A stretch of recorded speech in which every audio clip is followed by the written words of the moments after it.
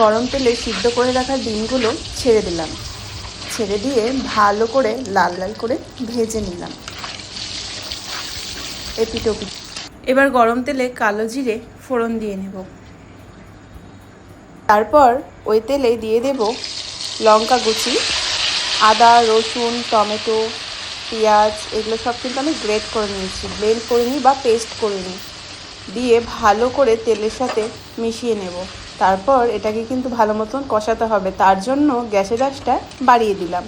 তারপর এবার দিয়ে দেব স্বাদ মতো নুন, পরিমাণ মতন হলুদ গুঁড়ো।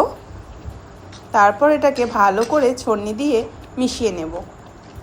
মিশানো হয়ে গেলে এখানে দিয়ে দেব গুঁড়ো গরম মশলা পরিমাণ মতন, আর দিয়ে দেব কাশ্মীরি লঙ্কার গুঁড়ো, তারপর স্বাদ মতো চিনি সামান্য। তারপর সব দেওয়া হয়ে গেলে গ্যাসের আঁচটা বাড়িয়ে ছড়নি দিয়ে ভালো মতন নাড়াচাড়া করে কষিয়ে নেব। আর তারপরে দিয়ে দিব ভেজে রাখা ডিমগুলো। এখনই দিয়ে দিলাম কারণ যাতে তেল মশলাগুলো বা নুন ঝাল ডিমের ভেতরে ঢোকে, তাহলে খেতে এটা আরও সুন্দর হবে। তারপর ভালো করে ডিম আর মশলাটাকে আরেকটু কষিয়ে নেব। এটা ভালো করে না কষালে রসুন পেঁয়াজের একটা কাঁচা গন্ধ করবে, তাই কিন্তু যতক্ষণ না পরিপূর্ণভাবে তেলটা ছাড়ছে ততক্ষণ কিন্তু ভালো করে কষিয়ে নিতে হবে।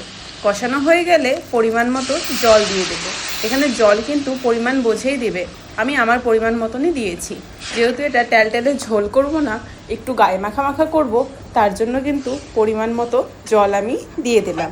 তারপর ছড়নি দিয়ে ভালো করে মিশিয়ে নেব। দেখো প্রায় কিন্তু ফুটেই এসছে। এবার এই জলটা শুকিয়ে গেলেই কিন্তু কারিটা রেডি হয়ে যাবে।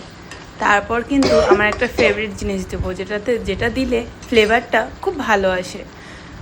এই যে এটারই কথা বলছিলাম, এটা হচ্ছে ধনেপাতা। তো ধনেপাতা আমি সব রান্নাতেই দিই, ধনেপাতা আমার খুব ভালো লাগে। তো অল্প করে ধনেপাতা ছিটিয়ে দিলাম ডিমের কারির ওপর। তারপর ছড়নি দিয়ে ভালো করে নাড়াচাড়া করে নিয়ে গ্যাসের আঁচটা একটু বাড়িয়ে দিলাম, যাতে করে জলটা শুকিয়ে যায় আর তেলটা খুব তাড়াতাড়ি ছেড়ে দেয়। তারপর দেখো ট্যান্ডাড়ায় আমার ডিমের কারি রেডি। আর আমি এখন এটা রাতের খাবার করলাম, ডিমের কারি আর গরম গরম ভাত, এটাই খাবো, মজা হবে।